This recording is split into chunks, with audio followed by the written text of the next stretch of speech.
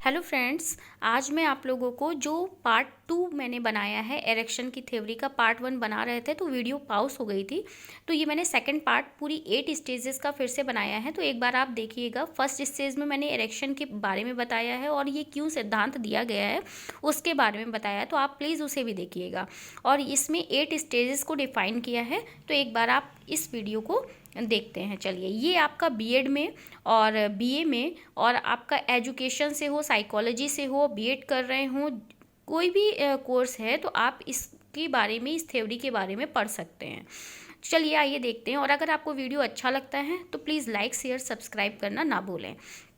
देखिए ये क्या है, इसमें पहली स्टेज जो है वो विश्वास बनाम अविश्वास है, ट्रस्ट वर्सेस मिसट्रस्ट। इसमें क्या होता है, ये पहली स्टेज है, ये जन्म से 1 साल तक की होती है। इसमें क्या होता है, विश्वास कैसे उत्पन्न होता है, मतलब छोटा बच्चा होता है और यदि उसके माता पिता और देख रेख करने वाले क्या करते हैं उसके साथ, अगर उसके साथ प्यार से रहते हैं, उसकी देख रेख अच्छे से करते हैं, तो उसके अंदर क्या होता है, विश्वास का भाव उत्पन्न होता है। लेकिन उसी जगह अगर माता पिता देख रेख करने वाले उसे रोता भी लगता हुआ छोड़ देते हैं तो उसके अंदर अविश्वास का भाव जागृत होता है। वो दूसरों को देखकर डर, उसके अंदर डर की अनुभूति आ जाती है। उसके अंदर क्या होता है, एक मतलब अजीब तरह का डर उसके अंदर घर कर जाता है, जो उसे मतलब अनकंफर्ट फील कराता है। लेकिन अगर क्या करे, बच्चे के अंदर धीरे धीरे इस पर वो विजय हासिल कर लेता है या सफलता हासिल कर लेता है, उसके अंदर इस वाले गुण की अधिकता हो जाती है, विश्वास की अधिकता हो जाती है, तो उसके अंदर क्या होता है, एक मनोसामाजिक गुण विकसित होता है जिसे कहते हैं आशा। तो इसके कारण जब व्यक्ति वयस्क होता है तो वो क्या करता है, सांस्कृतिक मूल्यों और धर्म के प्रति अधिक आस्था दिखाता है। ठीक, फिर है सेकंड जो है, ये है स्वायत्तता बनाम लज्जा तथा शक। इसमें क्या होता है, इसमें बच्चा एक तो सेकंड स्टेज है, 1 से 3 साल तक की स्थिति है। इसमें क्या होता है, इसमें यदि बच्चे को क्या कर दिया जाए, अगर उसे हम एक तो उसके अंदर विश्वास का भाव उत्पन्न हो चुका है, वो विश्वास के बारे में समझ चुका है, लेकिन क्या करें, अगर बच्चे को क्या करते हैं, उसकी जो चीज़ें हैं उसे एक देख रेख तो उसको मिल चुकी है, लेकिन यदि वो कोई चीज़ कहता है, ऐसा व्यवहार करता है, कुछ भी व्यवहार कर रहा होता है, तो अगर उसके व्यवहार को हम स्वतंत्रता देते हैं, मतलब खाना खाना, कपड़ा पहनना, शौच करना ज़्यादा पसंद है, तो क्या करते हैं, उसे उस पर निर्भर नहीं रहना चाहिए। अगर माता पिता उसे स्वतंत्र रूप से इन कार्यों को करने में प्रोत्साहित करते हैं, मतलब खुद से करने के लिए, वो कि अब वो स्वयं करने लगे, इस चीज़ के लिए अगर प्रेरित करते हैं तो बच्चे के अंदर स्वतंत्रता का भाव या स्वायत्तता का भाव विकसित होने लगता है। लेकिन अगर बच्चा कुछ कार्य कर रहा है, कोई सामान्य कार्य भी कर रहा है और उसके माता पिता उसे डांट देते हैं, डांटते पीटते हैं, तो क्या होता है, उसके अंदर लज्जा और या फिर डाउट का भाव आता है कि लगता है उसे कि वो कोई कार्य नहीं कर सकता है। तो ऐसे बच्चे आगे चलकर उन्हें बहुत ज़्यादा दिक्कत का सामना करना पड़ता है। उन्हें हमेशा ये लगता रहता है कि वो कोई कार्य नहीं कर सकते हैं। लेकिन अगर बच्चा क्या करे, लगातार इस वाले पे मोटिवेट होता रहे, तो एरेक्शन का कहना है कि अगर बच्चे के अंदर ये गुण हावी हो जाता है या ज़्यादा स्ट्रांग हो जाता है, तो बच्चे के अंदर क्या होगा, उसके अंदर एक मनोसामाजिक गुण विकसित होता है जिसे कहते हैं इच्छा शक्ति, विल पावर।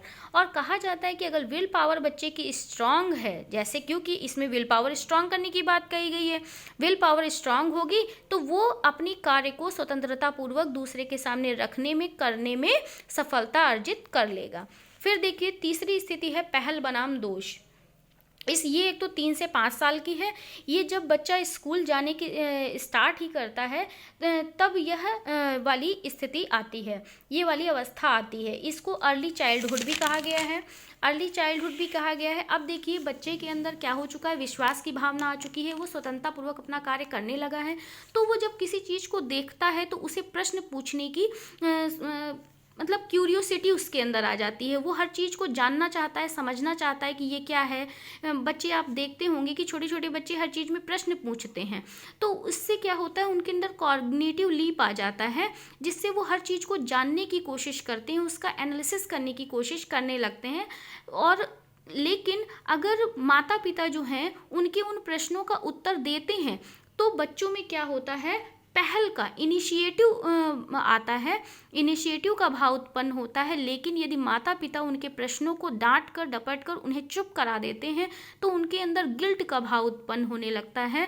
लेकिन यदि अगर उनकी विल पावर, जो हमने सेकंड स्टेप में पढ़ा, अगर विल पावर उनकी स्ट्रांग है तो वो अपने प्रश्नों के उत्तर प्राप्त करने में समर्थ हो जाते हैं और उस कारण से बच्चों के अंदर एक मनो सामाजिक गुण विकसित होता है जिसे कहते हैं पर्पज, जिसके कारण क्या होगा, वो गोल और डायरेक्टेड बिहेवियर करेंगे, अपने गोल के प्रति उन्मुख रहेंगे, लक्ष्य के प्रति उन्मुख रहेंगे और उसी के उन्मुख होते हुए ही वो व्यवहार करते हैं। फिर चौथा है परिश्रम बनाम हीनता। इसमें क्या होता है, ये 6 से 12 साल तक की स्टेज है, इसे लेटर चाइल्डहुड कहते हैं।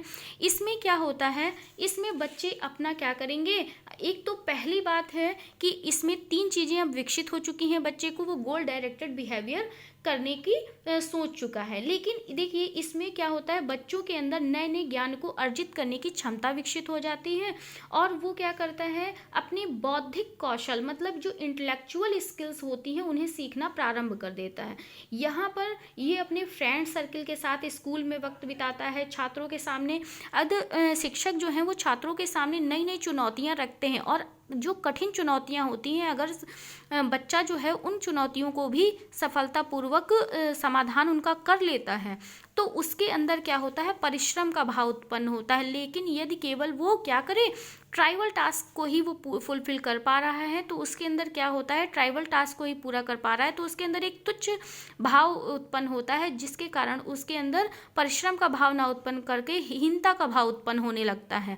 लेकिन यदि वह धीरे धीरे वो जो कार्य हैं और उन चुनौतियों का समाधान सफलतापूर्वक कर लेता है तो उसके अंदर ये मनोसामाजिक गुण विकसित होता है जिसे यहाँ पे सामर्थ्यता, कॉम्पिटेंसी कहा जा रहा है। फिर है 5वां स्टेज है इनकी पहचान बनाम संभ्रांति, आइडेंटिटी वर्सेस कंफ्यूजन। ये 12 से 18 वर्ष की एज है, इसे एडोलसेंस कहते हैं। इसमें जो बच्चा होता है वो यह जानने का प्रयास करता है कि वो कौन है, किस लिए है, कहाँ जा रहा है वो। तो इसमें क्या है, अगर बच्चे को इन प्रश्नों का उत्तर वो जानने में समर्थ है, इन प्रश्नों को बच्चा जानने में समर्थ हो जाता है, वह जान लेता है इन प्रश्नों का उत्तर, तो उसके अंदर आइडेंटिटी का भाव विकसित होता है। लेकिन अगर वह इन प्रश्नों को नहीं जान पाता, नहीं समझ पाता और तो उसके अंदर एक कन्फ्यूज़न की स्थिति उत्पन्न हो जाती है। लेकिन यदि धीरे धीरे करके अगर उसको इन प्रश्नों का उत्तर प्राप्त हो जाता है, सफलतापूर्वक वो इन प्रश्नों का उत्तर प्राप्त कर लेता है, तो उसके अंदर इस मनोसामाजिक गुण फिडेलिटी, कर्तव्य परायणता का गुण उसके अंदर उत्पन्न होता है। इस एरेक्शन का ऐसा कहना है। अब जो एरेक्शन की 6ठी स्टेज है वो है घनिष्ठता बनाम अलगाव। इसमें क्या होता है, ये 20 से 30 वर्ष की है, अर्ली एडल्टहुड कहते हैं इसे। इसमें देखिए क्या होगा, इसमें एक तो सबसे पहली बात कि किसी भी व्यक्ति के प्रति, एक तो ये अर्ली एडल्टहुड है, इस अवस्था में व्यक्ति क्या करता है, दूसरों के साथ एक धनात्मक संबंध, पॉजिटिव रिलेशनशिप बनाता है, और अगर वह यह करने पे मतलब पॉजिटिव रिलेशन बनाने में वो समर्थ हो जाता है, वो घनिष्ठता का भाव, अगर पॉजिटिव रिलेशन मतलब किसी से क्लोजनेस बढ़ाना, अगर ऐसा हो जाता है तो उसके अंदर ये वाला भाव विकसित होता है। लेकिन अगर वो किसी के साथ पॉजिटिव रिलेशन बनाने में असमर्थ हो जाता है तो क्या हो जाता है, वो सोशली आइसोलेटेड हो जाता है, वो सामाजिक रूप से अलग हो जाता है, उसके अंदर उसकी ज़िंदगी में अकेलापन आ जाता है। ये सारी चीज़ें जब उसके अंदर आ जाती हैं तो उसे कुछ भी चीज़ें पसंद नहीं आती हैं। लेकिन यदि व्यक्ति में ये वाला गुण विकसित होता है और इसकी अधिकता होती है तो उसके अंदर ये मनोसामाजिक गुण विकसित होता है जिसे कहते हैं लव, प्यार। लेकिन ये वो रोमांस वाला प्यार नहीं है, ये ऐसा प्यार है कि उसके अंदर क्या होगा, ईमानदारी, वफादारी से किसी भी चीज़ को, अपने वादे को निभाने का गुण विकसित होता है। ठीक है। फिर 7th स्टेज है जननात्मकता बनाम स्थिरता, जनरेटिविटी वर्सेस स्टैग्नेशन। इसमें देखो क्या होता है, ये 40 से 50 वर्ष की अवस्था है। इसमें जो होंगे व्यक्ति, ये मिडिल एडल्टहुड कही जाती है। इसमें क्या होता है, यदि व्यक्ति अगर अपने देखिए, सबसे पहली बात है जन्मात्मकता, इसमें भाव उत्पन्न होता है, इसका भाव उत्पन्न होता है। इसमें ऐसा होता है कि जो व्यक्ति होते हैं उनका अपनी जो नेक्स्ट जनरेशन है, आने वाली जो पीढ़ी है, वो उसके कल्याण के लिए कुछ चीज़ें ट्रांसफ़र करना चाहते हैं। मतलब अपने समाज के कल्याण के लिए वो क्या करते हैं, उन्नत बनाने के लिए उनके बारे में चिंता करते हैं और उनमें अच्छी चीज़ें मतलब डालने का प्रयास करते हैं। अपनी आने वाली पीढ़ी में कई चीज़ें अंतरित करने का प्रयास करते हैं, धनात्मक चीज़ों, केवल पॉजिटिव चीज़ों को, है ना, कि अच्छी अच्छी चीज़ें उनकी नेक्स्ट जनरेशन उसको एक्सेप्ट करे। जैसे प्रोडक्टिविटी भी हो सकती है, और क्रिएटिविटी भी हो सकती है। तो ये जो प्रोडक्टिविटी और क्रिएटिविटी है, ये भी शामिल होते हैं इसमें। लेकिन अगर व्यक्ति ऐसा नहीं कर पाता है, वो इन चीज़ों के बारे में नहीं कर पाता है, तो उसके अंदर स्थिरता का भाव उत्पन्न होता है और उसके बारे में चिंता करता है। लेकिन यदि उसके अंदर ये प्रोडक्टिविटी और क्रिएटिविटी वो डालने में समर्थ होता है, तो व्यक्ति में जन्मात्मकता का भाव उत्पन्न होता है और उसके अंदर ये मनोसामाजिक गुण केयर उत्पन्न होता है। केयर, वो देखभाल करने वाला होगा और सारी चीज़ें क्या करेगा, अच्छे से सफलतापूर्वक कर पाएगा। और जो इनकी लास्ट स्टेज है, 8th स्टेज, संपूर्णता बनाम निराशा, ये 60 वर्ष से ऊपर की है, इसे बुढ़ापा कहते हैं। देखिए, इसमें जो भाव विकसित होता है, मनोसामाजिक गुण, वो होता है मैचुरेशन। इसमें क्या होता है, जो व्यक्ति जब 60 वर्ष से ऊपर होता है, तो अगर वो अपने पूरे संपूर्ण स्थिति को सोचता है, तो उसके बाद